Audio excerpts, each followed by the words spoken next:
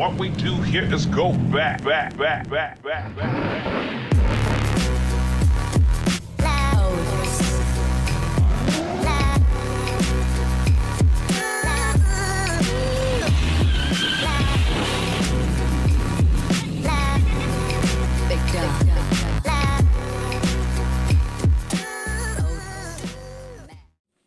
Hey everyone, Kiwi here. Today we're just going to do a few little odds and ends on the Camaro. There's a few panels I'm still got to fix on in the rear. My aim was really to just make it drivable, just knock off some of the stuff that wasn't that safe, etc. Like the seats didn't lock back, sort of thing, so if you braked they sort of come forward with you, which isn't ideal. Hence the seats. The interior, it just stunk. It was all mouldy. It had been leaking for a while in that roof. I checked the floor and the floor was pretty good, nothing extreme. But yeah, at the moment that's where I'm going. I kind of want to enjoy the car, so I'm just going to make sure all the interiors sort of fixed off, because it was just slipped in there because I needed to put the seat belt in, which I'm still I will do today too. So this is the only rear seat belt I've got, because the other one actually exploded when I was trying to get it off. So when I was undoing it, I must have bumped one of these covers and it just went boof and shot a spring out everywhere. I've got the spring somewhere, I think, but we'll get that in, because otherwise that's going to cause some fights between the kids if one can go in the car and one can't. So I'll get that in and then clean it up, get the last little things, and hopefully drive it down the road today. So, well, we'll need fuel as well, but we'll get to that. There's Papa Dog. Hey. House not playing the best game today, so I'm going to do my best, take it easy, but get into it. Yeah, so that's the seat belt that went. This one here.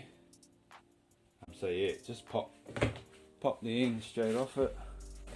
But yeah, as you can see there, that's what was inside the seat belt. It came out really quick, as it would, because of the pressure. Would have hurt if it hit one of the boys in the head. So sounds weird, but I'm glad it failed when it failed and we weren't driving around somewhere. So these are the other things needed. So these actually hold the cover which goes over the top, I believe, which I don't have, but there's big holes in the back, so put them back in. There she is. Just gotta screw them off. I will fit the seat belt to that side. Get into this light, and then we'll screw off the rest of the panelling.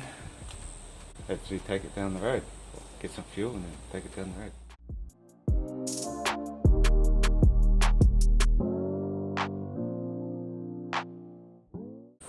Just scared of spiders around here. There's been some doozies in this car.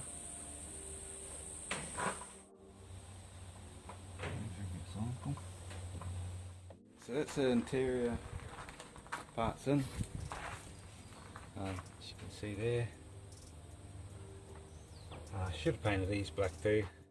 So now I just got to pull the bottom back seat out and put the other end of the seat belt on, and then she should be good. I just checked all the fuel line, everything seems good still. Power steering belt seemed a little bit loose, so I tightened that up. Start it up, warm it up, and see how we go. Looks alright out in the sun. Different.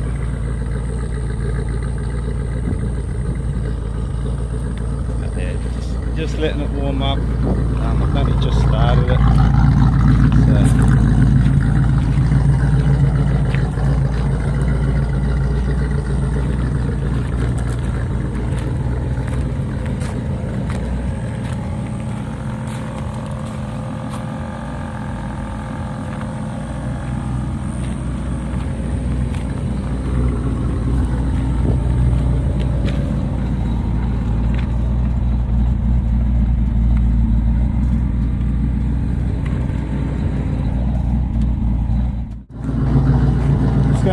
warm up and then I'll take it down the road.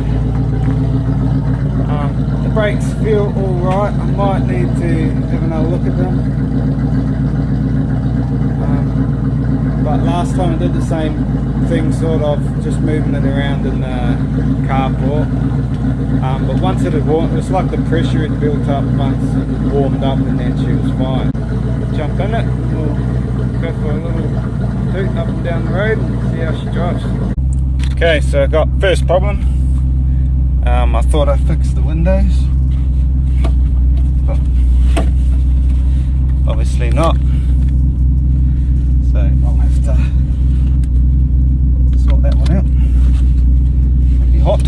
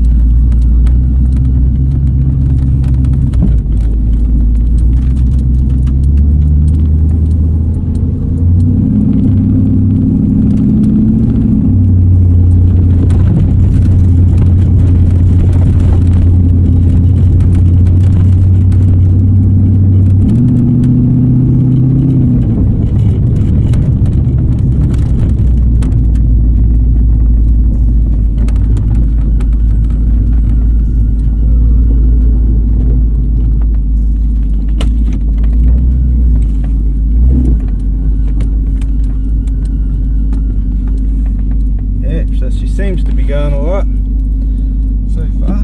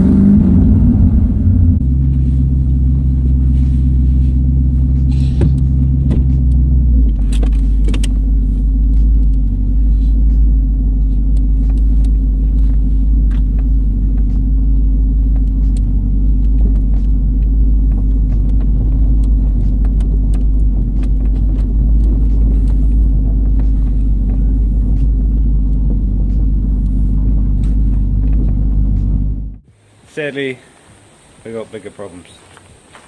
So it's actually bubbling out of here, as you can see there.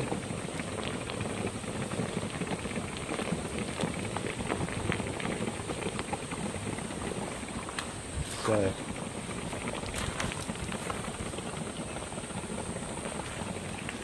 by looking at that, I've got a lot more work to do. So it looks probably, I don't know, could have a blowing head gasket. Maybe the water pump's clogged. Maybe I did flush it. Maybe I missed something in there and it's blocked the thermostat. Or I don't know. We'll let it cool down and we'll have a look at it. So I guess you don't know until you drive it. Because I've had it running here. I've had it running for, I don't know, at least an hour one day, playing around with the tune and stuff. And that wasn't even, that was just a little fan in the front. Like a little pedestal fan in the front. So yeah, and it never overheated. It wasn't even a sign of it. So yeah, that's what test drives are for, I guess. It's where you learn it. Not too sure on what I've got to do just yet. Technically it's the first sign that the motor's cooked, but there's no motor sounds, no engine sounds or anything like that. It runs pretty good, unless those fans just ain't enough to keep it cooler. But yeah, we'll work that out anyway. Maybe we'll put a different motor in it. Don't know. Put 2J in it or something like that. Well, I don't know. But yeah. So we'll find out what that problem is. I'll flush the system and we'll go from there. Like it's not blowing water out the exhaust or anything like that. So that was the video today. Not the best ending, but thank you for watching, and I'll see you on the next one, and hopefully we get into this Vauxhall. Sort this Camaro out first, obviously. Can't leave that bubbling away.